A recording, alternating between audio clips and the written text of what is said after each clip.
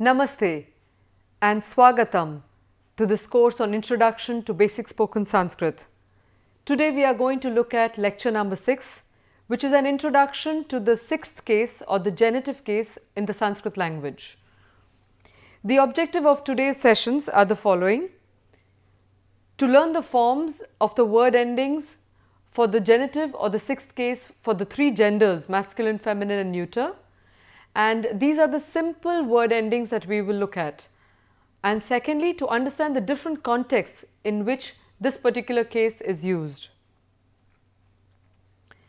So a simple definition and grammatical rule for the genitive case, which is also known as the Shashti or the sixth Vibhakti, Vibhakti meaning the case, is the following. It says that the genitive case or Shashti Vibhakti of noun form represents the whose of the sentence. If you remember when we were drawing out the way in which a sentence is structured or a sentence is built in Sanskrit, we saw that we were talking about whose car, whose house, etc. So the question whose will be answered using the sixth case. In other words, the genitive case represents the genitive or the sense of belonging in the sentence. So for example, when I said aham mahila, mama naam anuradha. So aham is I and mama nama means my name. Mama naam anuradha. Similarly, we had looked at the first few sentences when we were introducing ourselves, and we had looked at the form bhavan for a man. So bhavan purushaha, bhavataha nama piyushaha asti. Bhavan purushaha, bhavataha nama piyushaha asti. Now if you remember regarding the pronunciation of the aspirate or the visarga, I had also indicated that in order to emphasize on it, I am saying bhavataha. But in other words, the more precise kind of pronunciation would be bhavatah, with the aspirated sound, just the breath being released. So it would be bhavatah nama piyushah asti. And as you can see in that sentence, you can just actually say bhavatah nama piyushah. We need not even add the asti because it is understood. So one of the characteristics of the Sanskrit language is this constant recognition that the speaker, or rather the listener, is an intelligent listener, and therefore everything need not be spelt out for that individual to understand. And therefore, since words are also independent in the sense that they convey, we need not have complete forms in terms of adding the verb at the end to indicate that it is a third person subject that is being spoken about. So coming back to our screen. So we have bhavan purushaha, and the of yours becomes bhavataha purushaha in the masculine, in bhavataha nama in the masculine. Now we have the feminine form, which is bhavati yuvati, meaning a young woman, bhavati yuvati. And you will also notice that I am really emphasizing on the length of the vowel, because at the end, so that the ear remembers that it is a long sound. So bhavati yuvati, this is important because if you don't catch it, you can make some very small mistakes, but which can be significant in their consequences. The answer to that, or rather the genitive form of bhavati, is bhavatyah nama archita. Bhavatyah nama archita. So bhavati becomes bhavatyah. Bhavati becomes bhavatyah.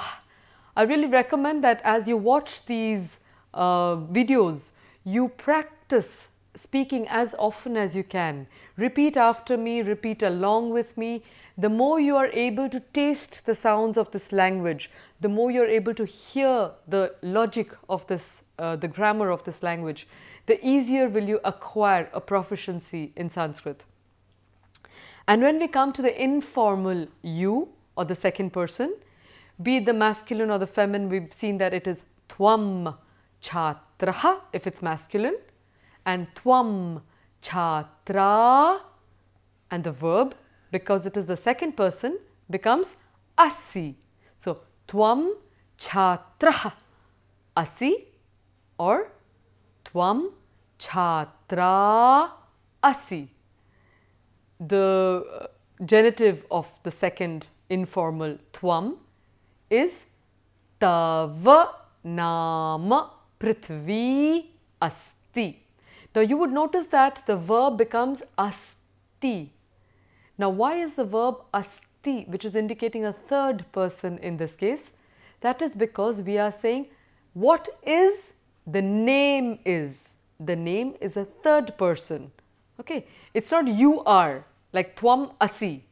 In this case, I will just show it to you here on the screen. So it is not tvam asi, whereas it is tava nama asti. All right. So we have tvam chhatraha asi, tava nama prithvi asti. For a lady, tvam chhatra asi, tava nama shrabani asti. Very good. Now just let's look at the forms of the genitive alongside their nominative or the first person subject form. So we have aham becomes mama. I recommend you do the action aham and mama. Bhavan bhavatah. Remember, bhavan bhavatah. And the lady, bhavati bhavatyah.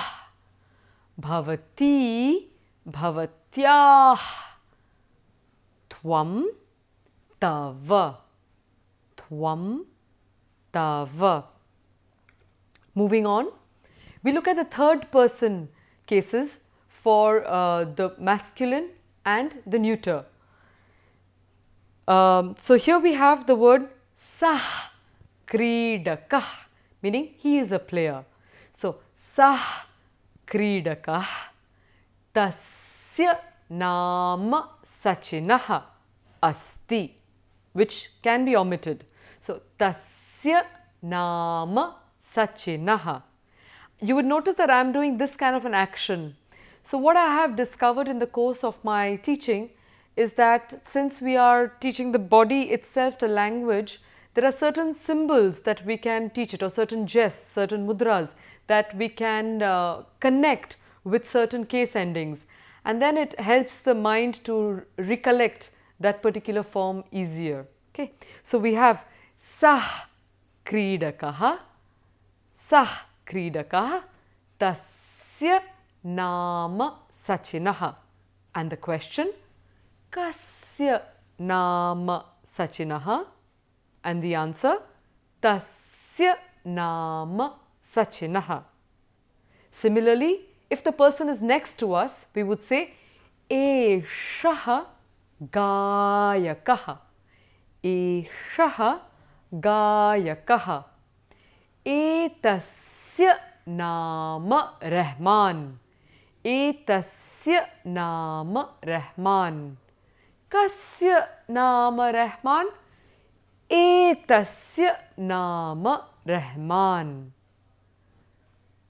What we had also noticed in our previous cases is that when we have the neuter words, they behave like the masculine words, which makes it much easier to remember, because you don't have to remember that many more forms. If you know it for one, you more or less know it for the neuter form as well. So masculine and neuter are very similar in the ways that the words are declined. So we have the neuter form for the third person pronoun, which is tat mitram, tasya nama vinayah, tasya nama vinayah, kasya nama vinayah, kasya nama vinayah. Answer tasya nama vinayah. Very good. So moving on, when it becomes near, it is etat nagaram, or town. Etat nagaram, this town. Etasya nama khadgapurah. Etasya nama khadgapurah. Kasya nama khadgapurah. Kasya nama khadgapurah. Try. Very good. Etasya nama khadgapurah. Very good. Now, as we do it, I would recommend that you try and close your eyes, and I will just tell you the forms and see if you can get the genitive of it. Okay. So, saha purushaha will become tasya nama. Alright. So, saha becomes tasya. Eshaha. Very good. Etasya. Kaha becomes, very good, so kasya. Similarly, when we look at the neuter form, we have tat becomes, very good, tasya. Etat becomes, very good, and the question kim becomes kasya. Very good. So, looking at it on the screen, we have sah becomes tasya, eshaha becomes etasya, kaha becomes kasya. In the neuter, tat becomes tasya, etat becomes etasya, and kim becomes kasya. Very good. Now let's look at how this ending gets added to nouns for masculine and neuter that end with the sound a. So for example, we have the word Mahapurushaha asti. Now in its root form, the word is Mahapurusha. In its subject case, it becomes Mahapurushah. And this then in its genitive or the sixth case becomes Mahapurushasya nama Shri Aravindah asti. I'll say that for you again. Mahapurushah asti. Mahapurushasya nama Shri Aravindah. Mahapurushaha, Mahapurushasya, Purushaha, Purushasya. So I'll just give you 2-3 words and see if you can remember or if you can do the genitive by yourself. So balakah, do this action as well. So balakah, balakasya, gayakah, chhatra, chhatrasya, margah, road, margasya nama Mahatma Gandhi margah, etc. Okay. Similarly, we have with eshaha, it becomes eshaha or saha Mahapurushaha, and as we've seen it with the pronouns, it becomes tasya or etasya Mahapurushasya nama Shri Aravindah. Now you notice that it is getting a little more complex, which means that if you have a pronoun along with a noun, the pronoun has to have the same declension as the noun itself. That is how the language lets us know that these words hold together. Otherwise, it would be very hard to know what is the pronoun that goes with what. So, for example, in English, so if I say that boy's book is interesting, the word that, because of the order we understand, goes with the word boy. But the word that in itself doesn't tell us whether it is the genitive of the boy or whether it goes with the word book. Whereas when we say that boy's book in Sanskrit would be tasya balakasya pustakam ruchiram. So the that takes on the same genitive case as the noun that it is referring to. So similarly here we have the case tasya or etasya mahapurushasya nama Shri Aravindaha. Coming on to the neuter case, we saw it as pustakam asti, pustakasya nama Bhagavad Gita, pustakasya nama Bhagavad Gita. Similarly, we have etat pustakam or tat pustakam, and we get tasya pustakasya or etasya pustakasya nama Bhagavad Gita. Got it? So, I'll just do a few words with the neuter and see if you can get the genitive of the neuter word. So, we have pustakam becomes pustakasya. Be attentive that the root is pustaka. In the subject case, it becomes pustakam. But otherwise, it is pustaka, pustakasya and not pustakamasya. It's a mistake that students often tend to make, but one has to go back to the root form and then add the suffix to that. So, it is pustakasya, pustakasya nama Bhagavad Gita. So, just let's look at the forms by themselves. Mahapurusha, Mahapurushasya. Let's see if you can just do a few other words like we had looked at earlier. Balakah, Balakasya, Chhatra, Desha, lovely, Deshasya. So, and now if you look at the neuter, we have Pustakam, Pustakasya, Mitram, which means a friend and is in the neuter. So, Mitram, Mitrasya, Pushpam, flower, Pushpasya. Excellent. You've got a hang of it, I think. Now, let's move on. So, next, because we've looked at the masculine forms, we need to look at the feminine also. So, in the feminine, we have two kinds of endings. We have endings with the A and endings with the E. But before we look into the noun endings with the A and the E, let's look at some pronouns and see how the pronouns behave.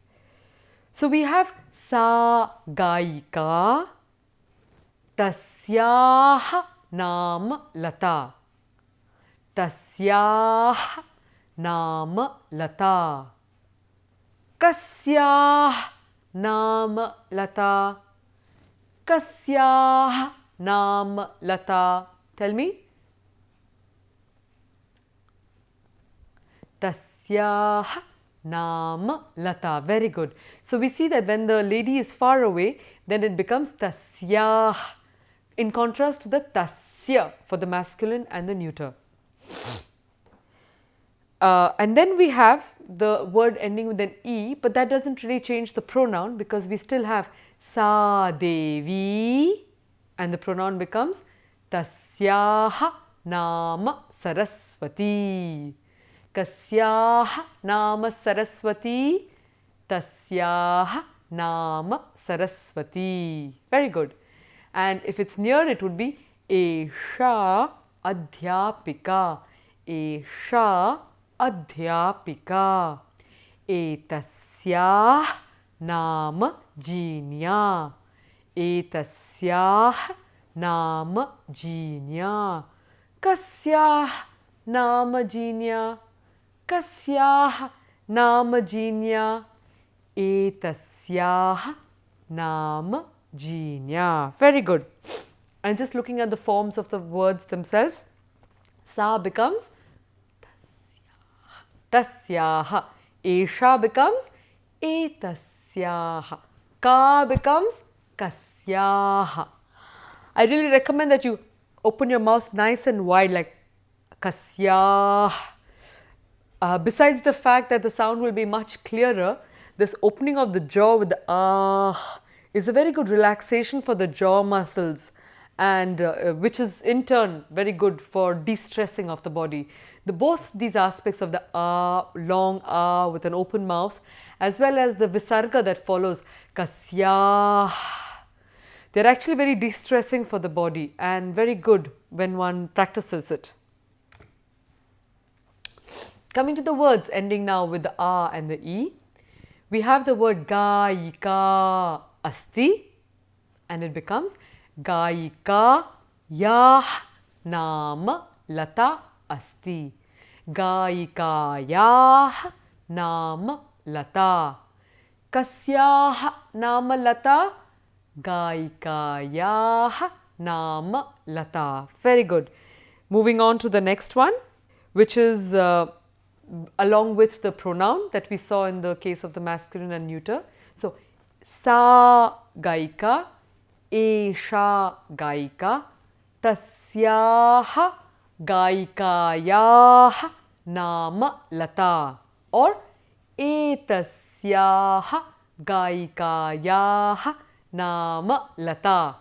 Kasyah Gaikayah Nama Lata. Very good. Tasyah Gaikayah Nama Lata. Similarly, we have Devi Asti, Devyah Nama Saraswati Asti. Devyah Nama Saraswati is enough. So, Esha Devi, Etasyah Devyah Nama Saraswati. Got that? Tasyah Devyah Nama Saraswati. Brilliant. So, let's look at the words on the screen. We have Gayika, Gayikayah, Devi, Devyaha. I'll just give you one or two words and you see if you can get the forms. Gayika, Gayika, Yaha. Amba, Amba, Ambayaha. Mala, Malayaha. Chhatra, Chhatrayaha. Did you get that? You see, when I told you that the logic of this language is really in the sounds of the language itself. So, if you're just paying a lot of attention, you can understand the grammar very easily. Now, let's look at the words ending with the E. So, we have Devi, Devyaha, Nadi. Did you say Nadyaha? Very good. Nadi, Nadyaha. Lekhani, which is a pen. Kupi. Very good. Kupyaha. Very good. Now, moving on. We have the second rule of grammar here, which means that the sixth case also denotes a person or a thing whose relationship with another is being expressed, and that will be also in the genitive case. What do we mean by that? So, we have here Ramaha, Putraha, Lavaha. There is a certain relationship between Ramaha and Lavaha. And what's that relationship? Lavaha is the son of Rama, right? So, with using the genitive, it becomes Ramasya Putraha Lavaha Asti. Again, the Asti is optional. So, Ramasya Putraha Lavaha. I repeat that. Ramaha Putraha Lavaha. Ramasya Putraha Lavaha. Now, let's see if you can do that. I have got a few exercises there. The next one is Shivaha Putraha Ganeshaha. Try doing it. Did you get it? Shivasya Putraha Ganeshaha. Now, we have the case Krishnaha Janakaha Nama Vasudevaha. So, I have added the term Nama and let's see how it changes it a little bit. It becomes Krishnasya Janakasya Nama Vasudevaha. Got it? Krishnasya Janakasya Nama Vasudevaha Asti if you want it. Now, let's do some more practice on that. So, Arjunaha Sahodaraha Bhimaha. Make your sentence. Arjunasya sahodaraha bhimaha, or Arjunasya sahodarasya nama bhimaha. And we'll do one with the neuter case. Mitram janakaha ashokaha. Mitrasya janakaha ashokaha. Mitrasya janakaha ashokaha. Now let's look at the feminine for this. We have Sita patihi Ramaha. The word Sita is an A ending word. So therefore, as we have seen in earlier cases, it becomes Sitayaha patihi Ramaha. A few examples for you. Ganga putraha Bhishmaha. Gangayaha putraha Bhishmaha. The next one, Yashoda putraha Krishnaha. Did you get it? Yashodayaha putraha Krishnaha. Very good. Durga vahanam Singhaha.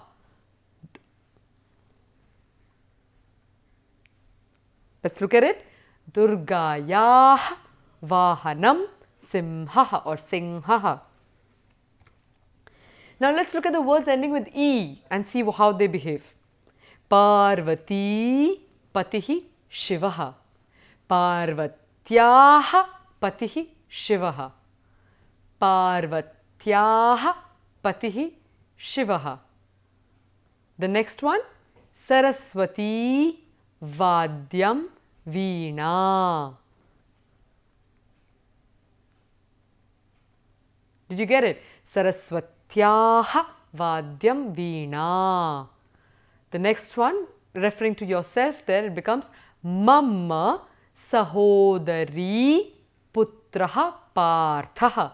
Mamma sahodari. How did the word sahodari come up, which means sister? Because it is saha udaram. Udaram meaning stomach. Saha means the same. So one who shared the same womb or the same stomach is sahodari. And for a brother it is sahodaraha. Okay. So let's look at that word. Let's look at that sentence. It is, so Mamma sahodari putraha parthaha. Make the sentence. Did you say Mamma sahodaryaha putraha parthaha? Very good. And alternatively, you can also say Mamma sahodaryaha putrasya nama parthaha. We next move on to the third grammatical rule, which is that if there is a comparison in a group that is being made, then the word expressing the group will be in the genitive case, or alternatively in the locative case. Now what do we mean by that? So we have vriksha, tree, vrikshanam narikelaha shreshtaha. So vrikshana means many trees. So now what we are being introduced to is the plural genitive case of the masculine word here. So vriksha in the singular becomes vrikshasya in the singular genitive, but when it is the plural, it is vrikshanam narikelaha shreshtaha. So vrikshanam. Did you get that? Now let's look at the next one. Kridaka sachinaha shreshtaha. Try that out.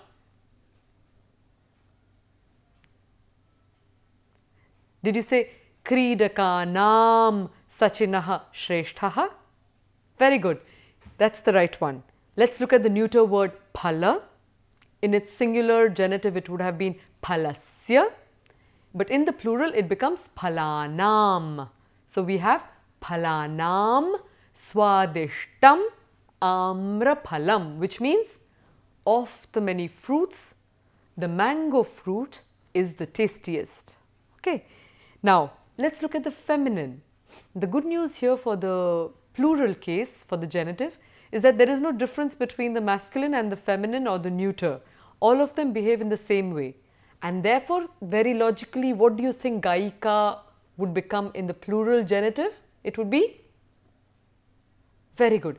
Gayikanam.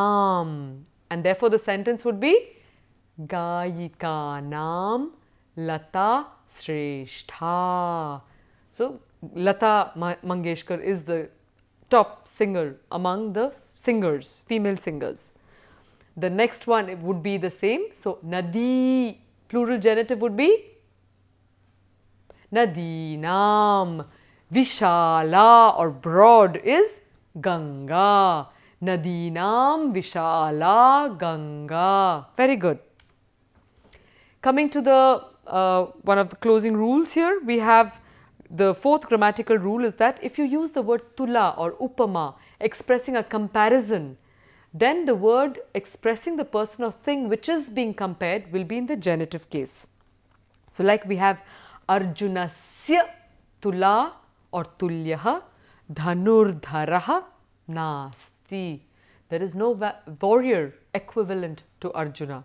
So Arjunasya tula or tulyaha dhanurdharaha nasti. Similarly, in the feminine we have Padminyaha saundaryasya upama nasti. There is no beauty comparable to Padmini's. Okay. Did you get that? Padminyaha saundaryasya upama nasti. So in the next grammatical rule, we have the following case. If the words puraha, purastat, purataha, agrataha, all of which means in front, or prishtataha meaning behind, adhaha down, adhastat also down, etc. If these words are used, then if they are used to express direction or location of an object in relation to another, the word expressing the object will be in the genitive case. So for example, purataha in front, prishtataha, vamataha the left, dakshinataha the right, upari top, adhaha down, and antaha inside. Alright, so these are all the different directions with me in the center, and therefore the person with respect to whom this direction is being shown will be in the genitive case. Mama purataha, mama prishtataha, mama vamataha, mama dakshinataha, mama upari, mama adhaha, antaha. Supposing you have a box, or mama antaha, or if you have a box petika, then petikayaha antaha. Astu. So I'll give you a few examples and make it clear for you.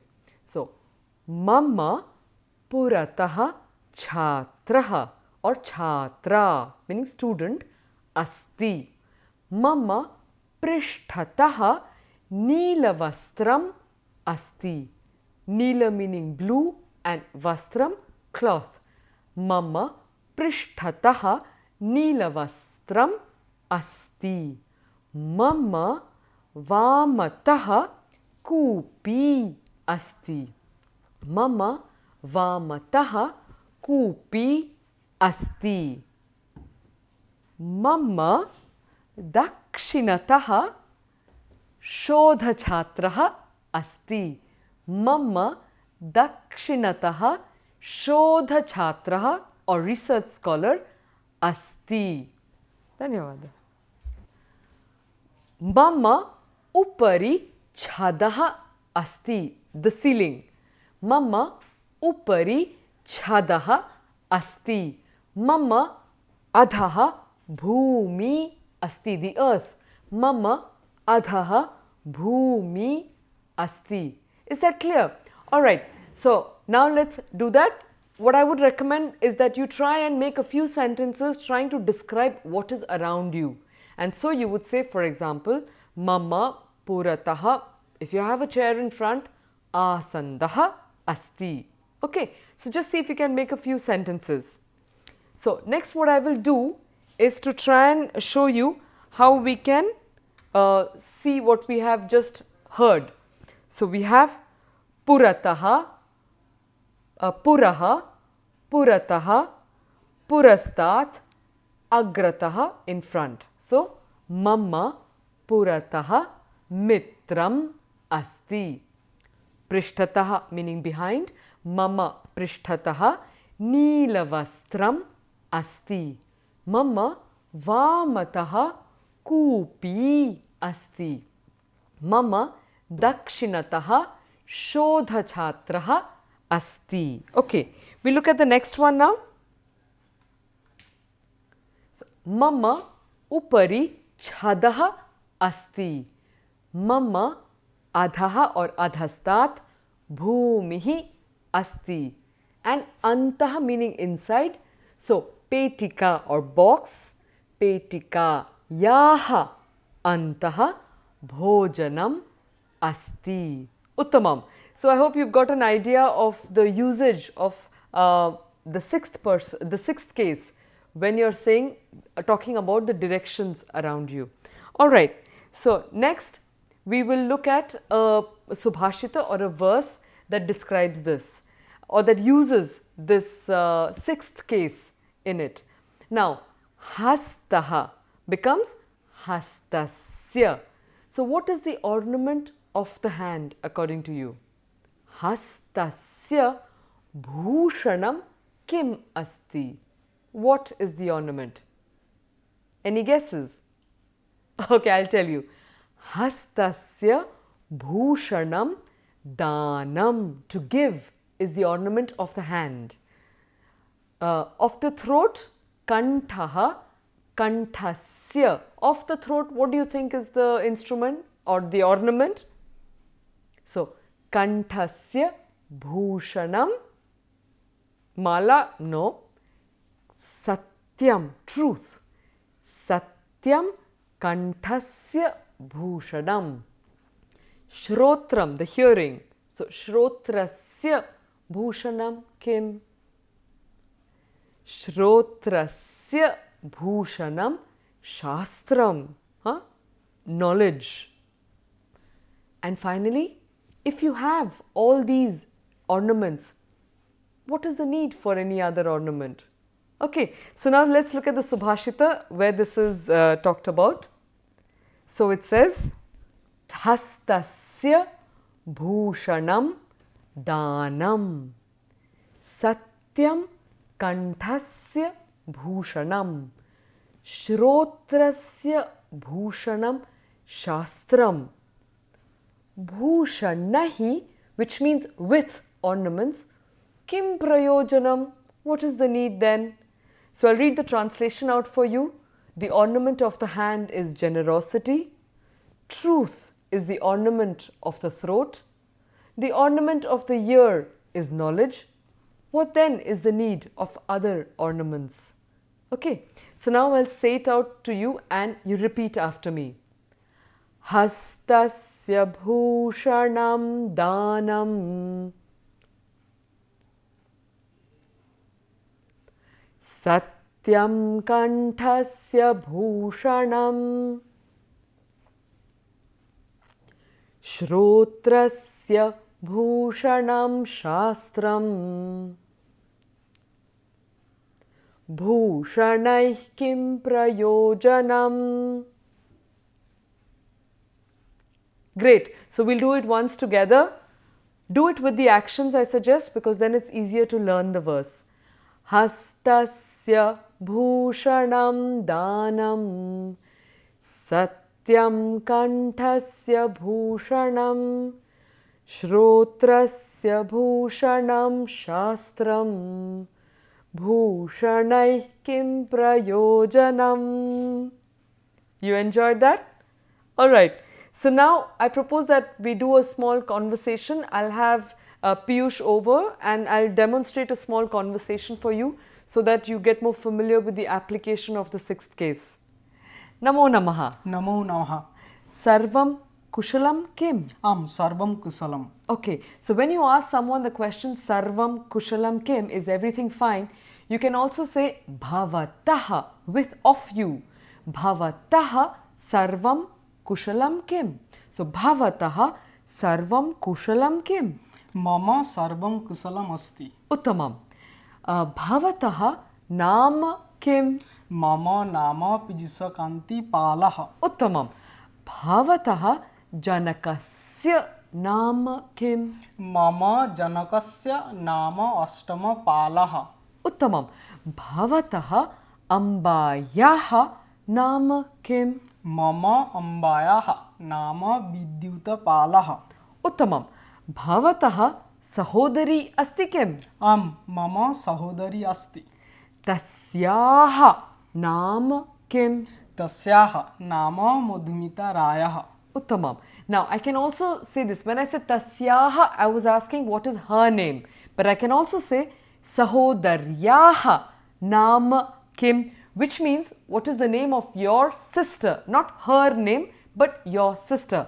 Sahodaryaha bhavataha sahodaryaha naam kim.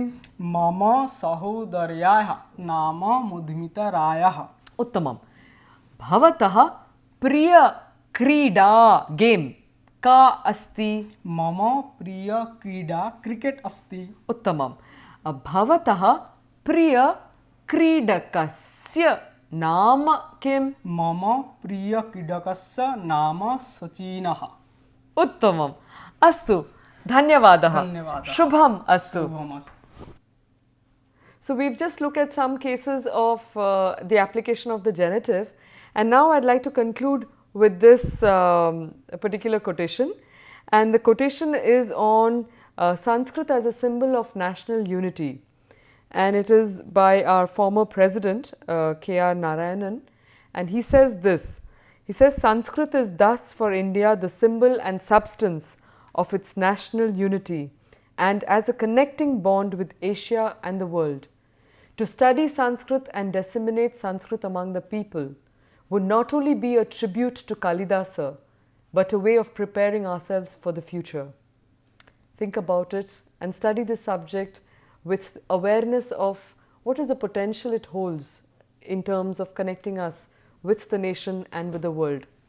Namaste, and finally, Dhanyavadaha.